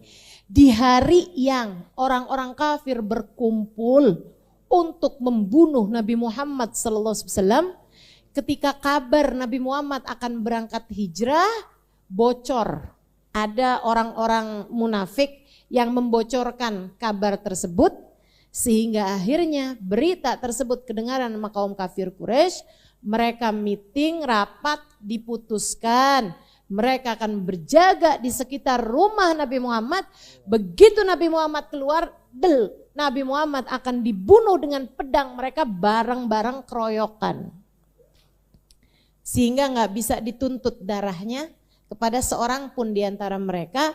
Akhirnya mereka akan disuruh membayar 100 ekor unta. Mereka akan siapin 100 ekor untanya. Katanya gitu. Saudara sekalian, Nabi nggak batalin.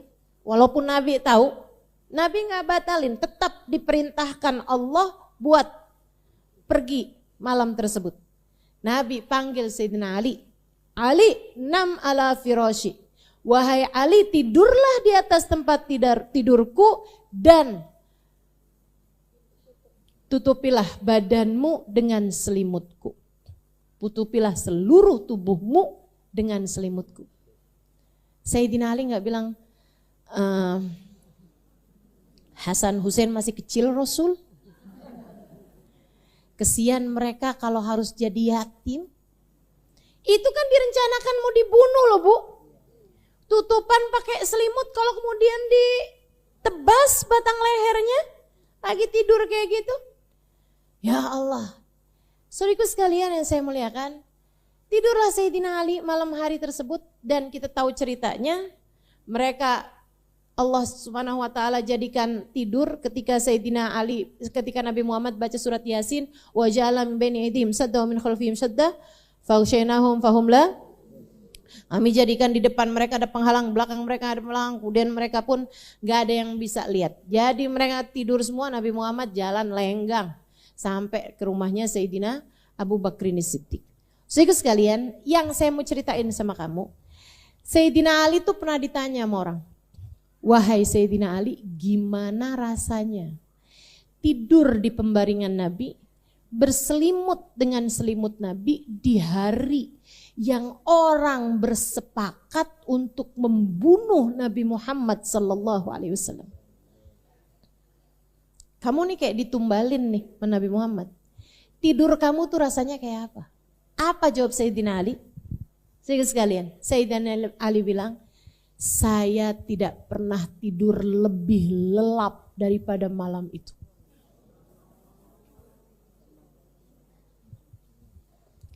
Kenapa gitu Sayyidina Ali? Kalau saya bangun lagi esok harinya, saya selamat. Kan begitu? Kalau saya tidak bangun pada esok harinya, surga pastilah sudah Allah siapkan untuk seseorang yang menggantikan Nabi Muhammad. Jika nyawa saya seharga dengan nyawanya Nabi Muhammad, saya dalam perjuangan dalam Islam, apalagi yang saya takutkan. Ini ucapan Sayyidina Ali nih, yang selalu saya ingat-ingat di saat saya lagi naik pesawat terbang. Kalau saya turun dengan selamat, saya akan nyampe di sana dan berdakwah, melanjutkan perjuangan. Kalau saya sampai meninggal dunia di atas pesawat, saya pun meninggal dunia dalam melaksanakan tugas saya, perintah Allah SWT untuk berdakwah kepada saya. Jadilah saya kalau tidur di pesawat tuh nyenyak banget. Nyenyak banget saya. Saudaraku sekalian yang saya muliakan, yang saya takutkan cuma satu doang. Dan mudah-mudahan jangan sampai itu terjadi. Jangan sampai saya naik pesawat dalam keadaan bermaksiat kepada Allah. Saya takut tuh. Kalau sampai kenapa-napa, gimana coba? Tapi kalau saya naik pesawatnya dalam rangka saya mau dakwah, saya mau umroh, saya mau ibadah. Dari ibadah ke ibadah, apa yang saya takutkan? Bukankah mayum sikuhunna illar rahman? Gak ada yang jagain burung sehingga gak jatuh kecuali Allah SWT. Sebagaimana gak ada yang jagain pesawat dari jatuh selain Allah Subhanahu wa ta'ala. Ibu-ibu juga suka merasa kayak gitu kan di pengajian. Jadinya kalau di pengajian tidur nyenyak banget.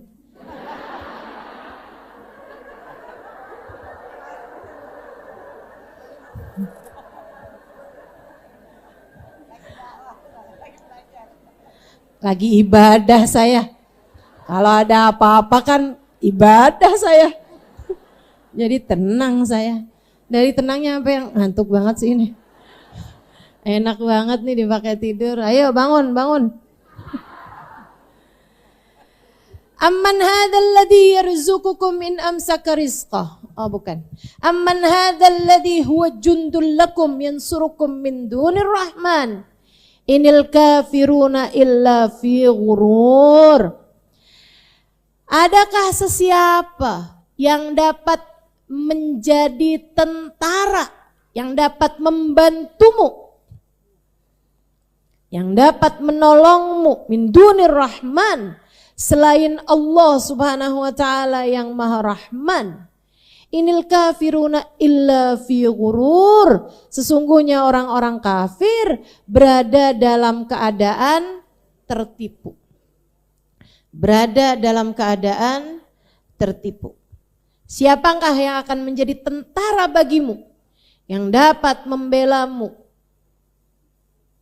selain Allah Subhanahu wa ta'ala yang maha rahman? Orang-orang kafir hanyalah dalam keadaan tertipu. Yang bisa ngebela kita itu adalah yang dikasih sama Allah Subhanahu wa ta'ala buat ngebela kita. Nih kan, yang ngebela kita nih dalam segala urusan cuma satu, namanya Allah. Nah Allah Subhanahu wa ta'ala nih teman-teman yang punya pembelaan, yang bisa ngebela orang, bisa ngebantu orang, bisa nyelamatin orang. Itu Allah Subhanahu wa ta'ala ngasih kepada hamba-hambanya. Ada yang dikasih sama Allah Subhanahu wa ta'ala, kamu bisa belain orang lain. Siapa namanya? Yang nomor satu namanya Muhammad bin Abdullah. La yashfa'un illa man adina lahur rahman. Gak ada yang bisa ngebela kamu kecuali yang diizinkan oleh Allah Subhanahu wa taala buat ngebela. Dialah yang mengatakan ana sahibus syafaatil udhma. Akulah sang pemilik syafaat terbesar. Akulah, kata Allah. Pembelaanku, ngebela kalian, syafaati li ahlil kabair min ummati. Syafaat aku itu bisa nyampe kepada bahkan pelaku dosa besar dari umatku. Ini kamu mesti ngelihat umat Nabi Muhammad dengan cara lihat seperti ini. Nabi Muhammad bilang, syafaati li ahlil kabair min ummati. Syafaatku nyampe kepada umatku bahkan yang pelaku dosa besar sekalipun. Kamu kalau ngelihat orang ngerjain, umat Nabi Muhammad, orang Islam, ngelihat orang ngerjain dosa besar, tapi dia orang Islam, jangan main-main. Jangan kamu bilang, neraka nih udah pasti. Jangan. Mau apapun aja dosanya. Kenapa gitu? Karena Nabi Muhammad bilang, syafaati li ahlil kabair min ummati. Syafaatku nyampe kepada pelaku dosa besar dari umatku. Kamu harus tetap punya pemikiran, siapa tahu dia dapat syafaatnya Nabi Muhammad. Siapa tahu. Selagi dia masih beriman, selagi dia masih Islam, masih punya kemungkinan besar buat disyafaatin sama Nabi Muhammad sallallahu alaihi wa ala alihi wasallam. Kamu kalau udah disyafaatin sama Nabi, teman-teman sekalian, urusan kamu beres. Enggak hanya di akhirat, tapi dimulai sejak di dunia. Itu kayak Allah lagi ngasih lihat sama kamu nilai DP.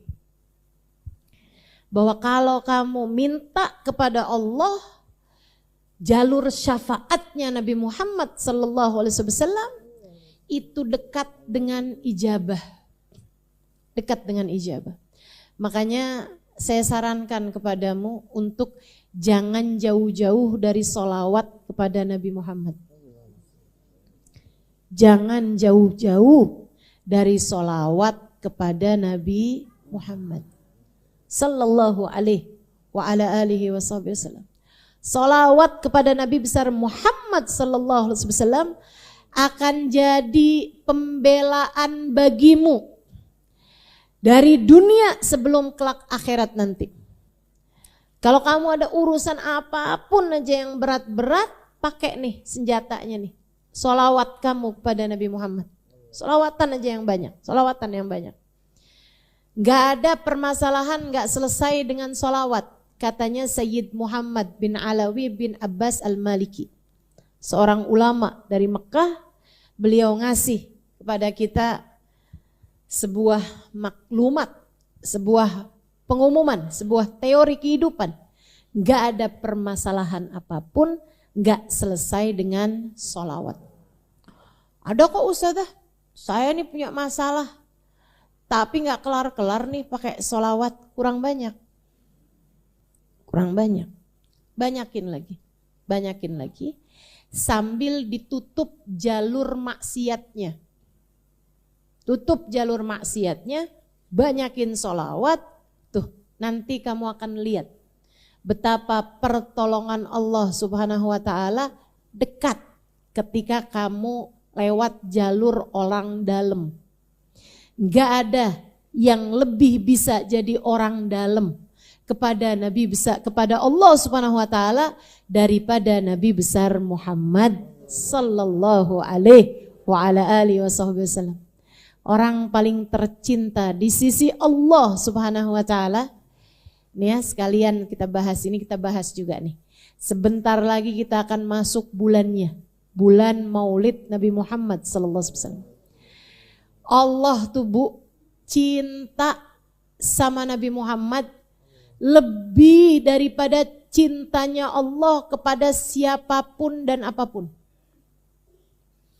Jadi kalau Allah kita tanya, ya Allah, mata siapa yang paling kau cinta? Allah akan jawab, matanya Nabi Muhammad sallallahu alaihi wasallam.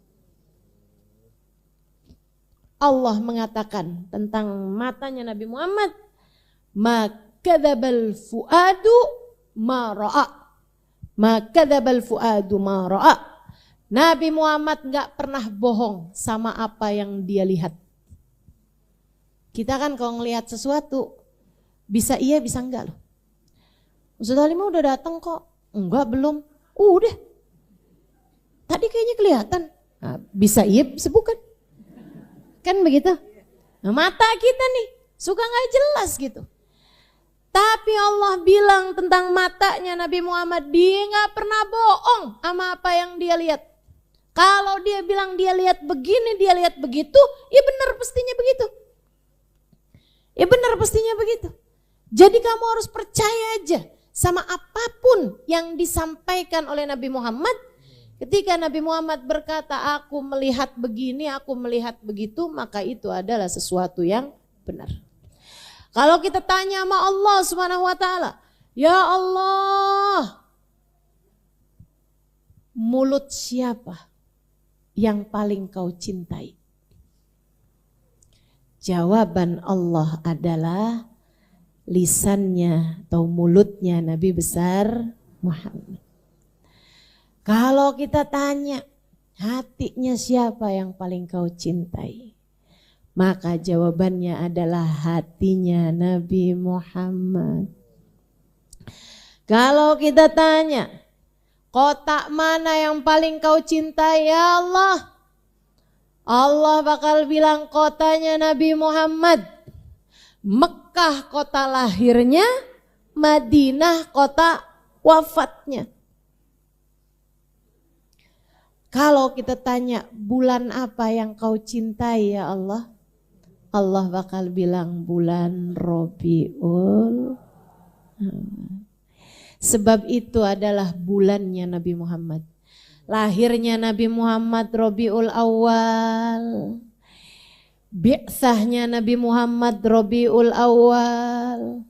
Kemudian hijrahnya Nabi Muhammad Rabiul Awal. Wafatnya Nabi Muhammad juga bulan Rabiul Awal. Rabiul Awal. Semuanya teman-teman sekalian. Kalau kamu tanya, ya Allah, kuda mana yang paling kau sukai? Kudanya Nabi Muhammad sallallahu alaihi wasallam. Nabi punya kuda. Tahu? Enggak. Nabi punya kuda. Kudanya Nabi Muhammad meninggal besok hari sesudah wafatnya Nabi Muhammad sallallahu alaihi wasallam. Enggak sanggup kudanya. Oh, Tuhan saya udah meninggal ya, nyusul aja dah, nyusul. Meninggal. Termasuk untanya Nabi Muhammad Al-Quswa itu juga gitu. Meninggal beberapa jam aja sesudah Nabi Muhammad sallallahu alaihi wasallam wafat. Enggak tahan. Binatang-binatangnya enggak tahan jauh dari Nabi Muhammad sallallahu alaihi wasallam. Hati kamu kalau sehat juga gitu. Hati kamu kalau sehat enggak bakalan betah kalau berasa jauh dari Nabi Muhammad sallallahu alaihi wasallam. Berasa jauh. Karenanya orang dengan hati yang sehat, dengan hati yang selamat, dengan hati yang tercinta di sisi Allah, di bulan Rabiul Awal pasti deg-degan. Deg-degannya itu deg-degan seneng. Kayak lagi nungguin hari pernikahan buat yang udah kepengen nikah. Gitu ya. Udah ditentukan nih tanggal nikahnya deg-degan. Gitu kan? Deg-degan ya Allah. Ih, bulan Maulid nih. Seneng dah saya. Kenapa gitu? Qiyam bareng, baca sholawat bareng. Yang gak ngerasain, gak tahu ngapain situ. Orang Jakarta lebay banget dah. Apalagi orang Tebet. Kalau masuk bulan Maulid, ya ampun, jam 2 pagi.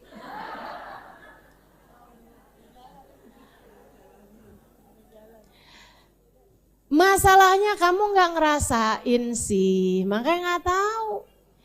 Ini urusan pecinta, yang nggak pecinta silahkan mundur. Emang lain urusan pecinta, nggak bisa dibahasain dengan kata-kata, teman-teman. Cinta, cinta. Cinta tuh nggak bisa dusta. Kamu bisa bilang, saya cinta sama Nabi Muhammad. Tapi Allah tuh nilai bukan dari kata-kata. Allah nilai dari rasa. Cinta itu adalah soal rasa. Cinta adalah soal rasa. Cinta.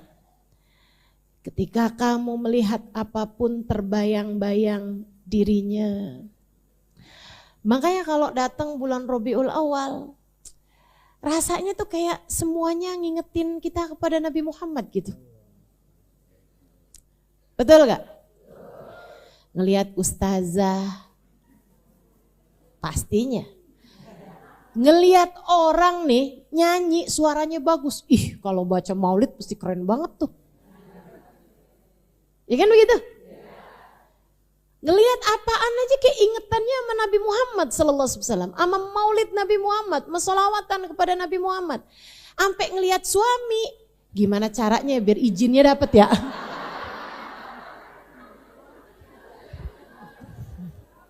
Mesti baik-baikan nih sama suami nih bulan Rabiul Awal nih. Biar jangan sampai dia nggak bolehin kita hadir maulid Nabi. Betul? Saya belum dengar aja nih kabarnya suami-suami yang bilang kalau istrinya mendadak jadi lebih solehah di bulan Rabiul Awal. Biar dapat izinnya. Masya Allah. Semua hal mengingatkan kita kepada Nabi Muhammad sallallahu alaihi wasallam.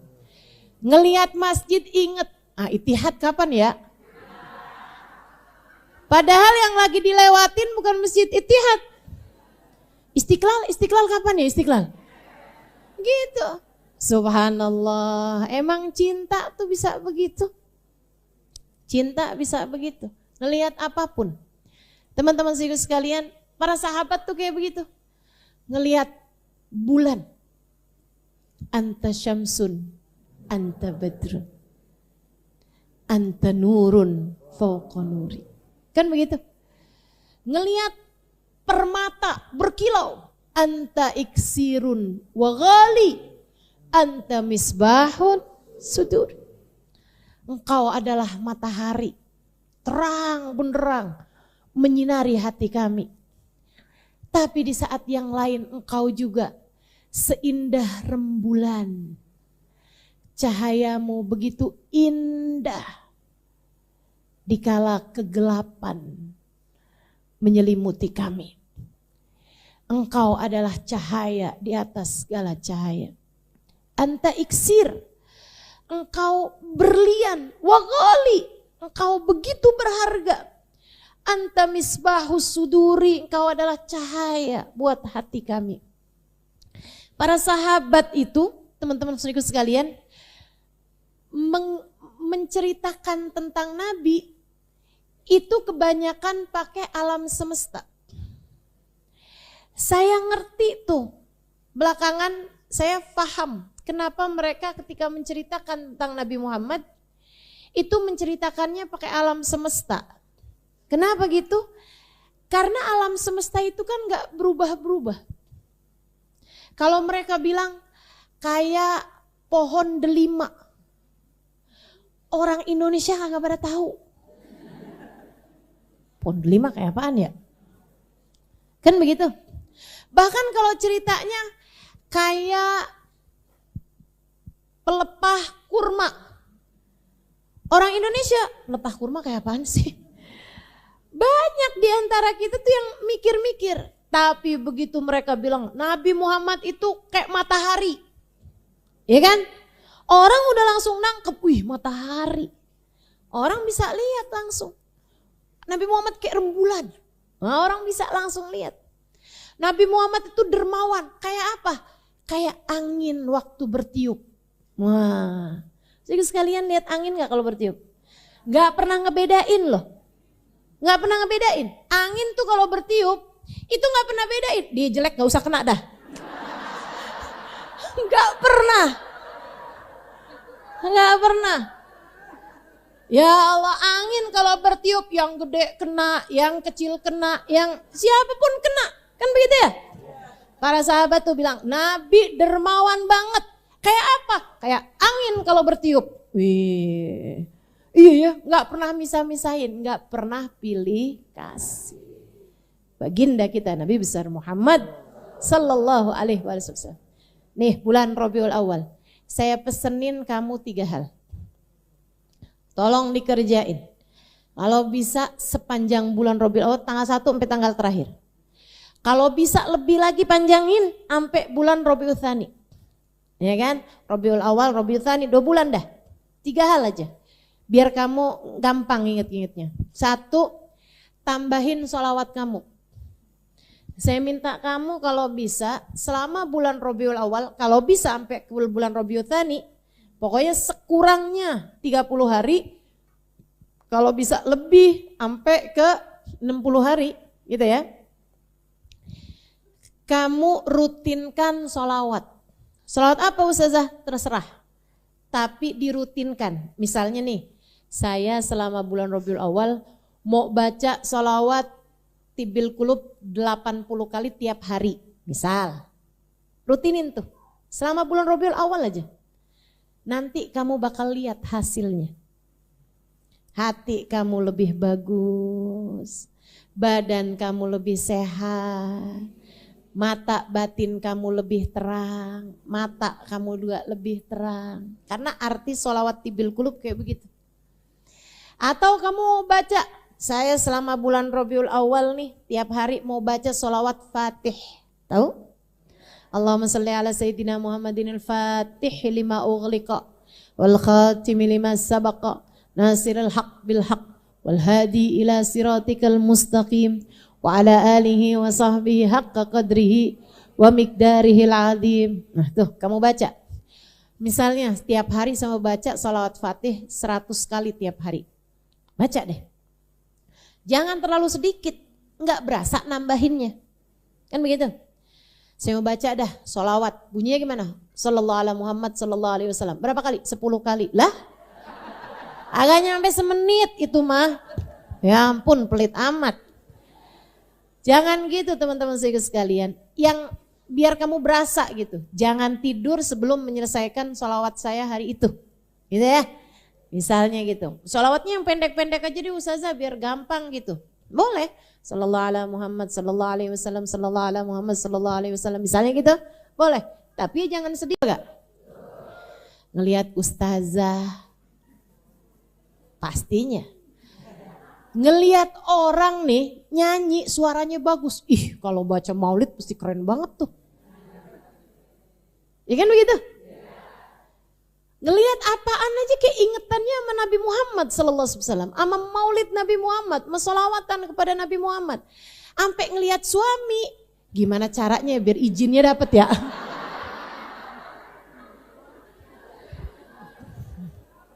Mesti baik-baikan nih sama suami nih bulan Rabiul Awal nih. Biar jangan sampai dia nggak bolehin kita hadir Maulid Nabi. Betul? Saya belum dengar aja nih kabarnya suami-suami yang bilang kalau istrinya mendadak jadi lebih solehah di bulan Rabiul Awal. Biar dapat izinnya. Masya Allah. Semua hal mengingatkan kita kepada Nabi Muhammad sallallahu alaihi wasallam. Ngelihat masjid inget, Itihad kapan ya? Padahal yang lagi dilewatin bukan masjid Itihad. Istiqlal kapan ya Istiqlal? Gitu. Subhanallah, emang cinta tuh bisa begitu. Cinta bisa begitu. Ngelihat apapun. Teman-teman sekalian, para sahabat tuh kayak begitu. Ngelihat bulan.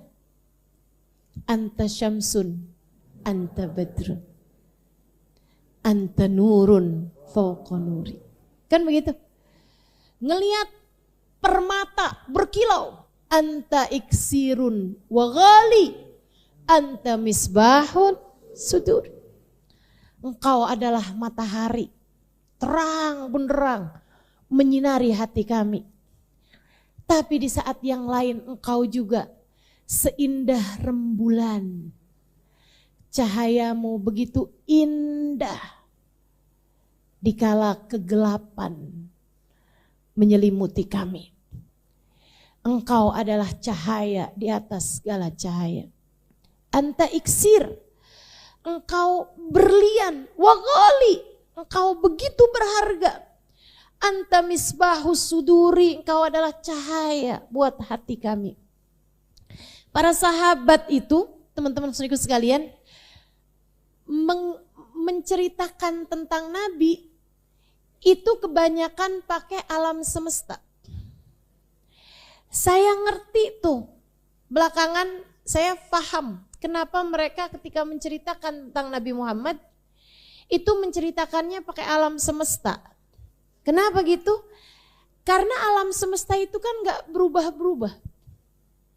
Kalau mereka bilang kayak pohon delima, orang Indonesia gak pada tahu.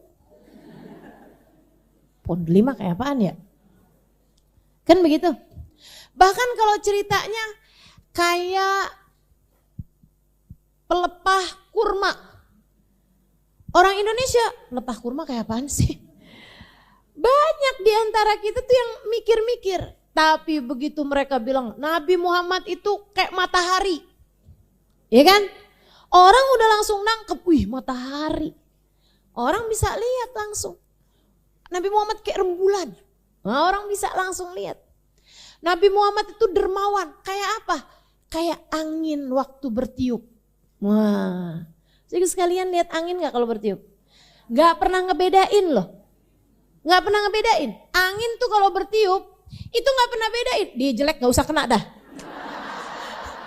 Gak pernah. Gak pernah. Ya Allah, angin kalau bertiup yang gede kena, yang kecil kena, yang siapapun kena. Kan begitu ya? Para sahabat tuh bilang, Nabi dermawan banget. Kayak apa? Kayak angin kalau bertiup. Wih, iya ya, gak pernah misah-misahin, gak pernah pilih kasih. Baginda kita Nabi besar Muhammad sallallahu alaihi wasallam. Nih bulan Rabiul Awal, saya pesenin kamu 3 hal. Tolong dikerjain.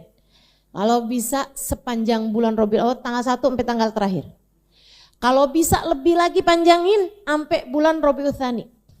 Ya kan? Rabiul Awal, Rabiul Tsani 2 bulan dah. 3 hal aja. Biar kamu gampang inget-ingetnya. 1, tambahin sholawat kamu. Saya minta kamu kalau bisa selama bulan Rabiul Awal, kalau bisa sampai ke bulan Rabiul Tsani, pokoknya sekurangnya 30 hari, kalau bisa lebih sampai ke 60 hari gitu ya. Kamu rutinkan sholawat. Sholawat apa Ustazah? Terserah. Tapi dirutinkan. Misalnya nih, saya selama bulan Rabiul Awal mau baca sholawat Tibil Qulub 80 kali tiap hari. Misal. Rutinin tuh. Selama bulan Rabiul Awal aja. Nanti kamu bakal lihat hasilnya. Hati kamu lebih bagus. Badan kamu lebih sehat. Mata batin kamu lebih terang, mata kamu juga lebih terang. Karena arti sholawat Tibil Qulub kayak begitu. Atau kamu baca, saya selama bulan Rabiul Awal nih, tiap hari mau baca sholawat Fatih. Tahu? Allahumma salli ala Sayyidina Muhammadin al-Fatih lima ughliqa, wal khatimi lima sabaqa, nasiril haq bil haq, wal hadi ila siratikal mustaqim. Wa ala alihi wa sahbihi haqqa qadrihi wa miqdarihil azim. Nah tuh kamu baca. Misalnya setiap hari sama baca sholawat Fatih 100 kali tiap hari. Baca deh. Jangan terlalu sedikit, enggak berasa nambahinnya. Kan begitu? Saya mau baca dah sholawat. Bunyinya gimana? Sallallahu ala Muhammad sallallahu alaihi wasallam. Berapa kali? 10 kali. Lah? Agak nyampe semenit itu mah. Ya ampun pelit amat. Jangan gitu teman-teman sekalian. Yang biar kamu berasa gitu. Jangan tidur sebelum menyelesaikan sholawat saya hari itu. Gitu ya. Misalnya gitu. Sholawatnya yang pendek-pendek aja deh ustazah biar gampang gitu. Boleh. Sallallahu ala Muhammad, sallallahu alaihi wasallam, sallallahu ala Muhammad, sallallahu alaihi wasallam. Misalnya gitu. Boleh. Tapi jangan sedih.